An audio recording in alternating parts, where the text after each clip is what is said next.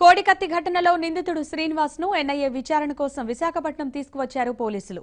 Court ఆదేశాల మేరకు న్యాయవాది సమక్షంలో విచారిస్తున్నారు. ప్రస్తుతం నిందితుడు శ్రీనివాస్ ను ఉంచిన ప్రాంతం నుంచి మా ప్రతినిధి నాయుడు మరింత సమాచారం అందిస్తారు. దాడి కేసులో నిందితుడు శ్రీనివాస్ ని ప్రస్తుతం విశాఖపట్నంలో ఉన్నటువంటి డిస్ట్రిక్ట్ ట్రైనింగ్ సెంటర్ ఏదైతే పోలీస్ ట్రైనింగ్ సెంటర్ ఉందో దాంట్లో విచారిస్తున్నారు. ఇప్పుడు మనం ప్రస్తుతం ఉన్నటువంటి ప్రాంతం చూస్తే బక్కన్నపాలెంలో ఉన్నటువంటి ఈ ట్రైనింగ్ సెంటర్తో పాటు ఇందులో సిఆర్పిఎఫ్ అలాగే ఏపీఎస్పీకి సంబంధించిన స్పెషల్ బెటాలియన్కి సంబంధించి 3 బెటాలియన్స్ కూడా ఇక్కడే ఉన్నాయి.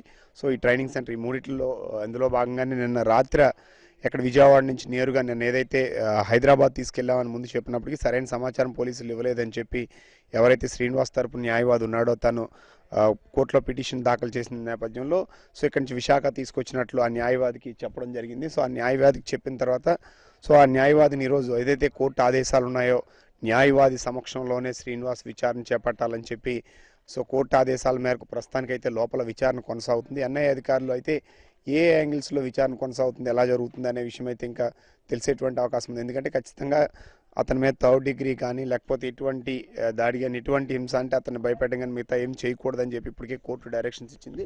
సో ఆ డైరెక్షన్స్ మేరకే ఇప్పుడు లోపలైతే విచారణ కొనసాగుతుంది. సిఆర్పిఎఫ్ సంబంధించినటువంటి ఏదైతే క్యాంప్ ఇందులోనే ఉండేది ఇప్పుడు సపరేట్ చేశారు.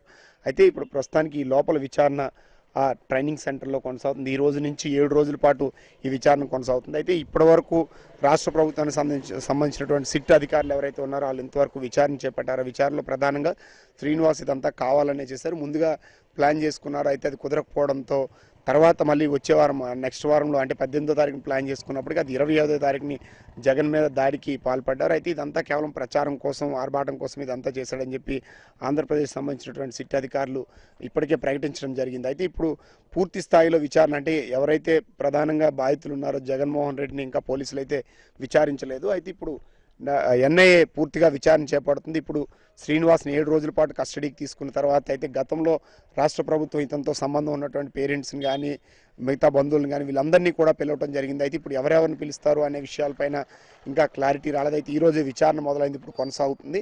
అయితే మొత్తం సీన్ మొత్తం కూడా రీకన్స్ట్రక్ట్ చేసేటువంటి అవకాశం ఉంది. అయితే ఆ రోజు దాడి ఎలా జరిగింది, ఎన్ని గంటలు జరిగింది, సో ఈ కత్తిని ఎక్కడి నుంచి తీసుకొచ్చాడు, ఆ సమయంలో పోలీసులు ఎలా పట్టుకున్నారు, సిఆర్పిఎఫ్ పోలీసులు ఎలా పట్టుకున్నారు, ఎవరికి అప్పగించారు, ఇదంతా కూడా సీన్ పూర్తిగా రీకన్స్ట్రక్ట్ చేసేటువంటి అవకాశం అయితే ఉందని చెప్పి భావిస్తున్నారు. అయితే ప్రస్తుతానికైతే లోపల విచారణ అయితే కొనసాగుతుంది. విచారణలో కొత్త అంశాలను ఏమైనా వెలుగులోకి తీసుకువస్తారా అనే విషయం అయితే తెలిసేటువంటి అవకాశం ఉంది. అంటే 7 రోజుల తర్వాత తెలుస్తుంది. అయితే ఇంకా విచారణకి ఎవరెవరిని పిలుస్తారు, అప్పుడు ప్రత్యక్ష సాక్షులుగా ఉన్నటువంటి జగన్తో పాటు ఉన్నటువంటి జిల్లాకు చెందినటువంటి నేతల్ని వీళ్ళందరినీ పిలుస్తారా, సో ఇవన్నీ విషయాలపైన కూడా ఇంకా క్లారిటీ రావాల్సి ఉంది. ఎందుకంటే సో విచారణ ఇటు శ్రీనివాస్తో పాటు అతనితో సంబంధం ఉన్న వాళ్ళని అలాగే ప్రత్యక్ష సాక్షుల్ని ఇటు పోలీసుల్ని వీళ్ళందరినీ విచారణ పిలుస్తారా, కేవలం శ్రీనివాస్నే విచారిస్తారా, అలాగే ఎవరైతే బాధితులను ఎంతవరకు రాష్ట్ర ప్రభుత్వం సిట్కి సంబంధించి జగన్మోహన్ రెడ్డి నేరుగా తన వాంగ్మూలాన్ని దీన్ని కానీ ఇచ్చినటువంటి దాఖలు లేవు. ఎన్ఐ అధికారులు జగన్మోహన్ రెడ్డిని కూడా విచారణకు పిలుస్తారనే విషయాలు తెలియాల్సి ఉంది. అయితే 7 రోజుల విచారణలో ఎలా కొనసాగుతుంది, ఏ అంశాలు వెలుగులోకి వస్తాయనేది మరికొన్ని రోజుల్లోనే బయటకు వచ్చేటువంటి అవకాశాలు అయితే కనిపిస్తుంది. ప్రస్తుతానికైతే లోపలైతే న్యాయవాది సమక్షంలోనే ప్రస్తుతానికి విచారణ అయితే కొనసాగుతుందని మనం చెప్పొచ్చు. Out to Hyderabad studio.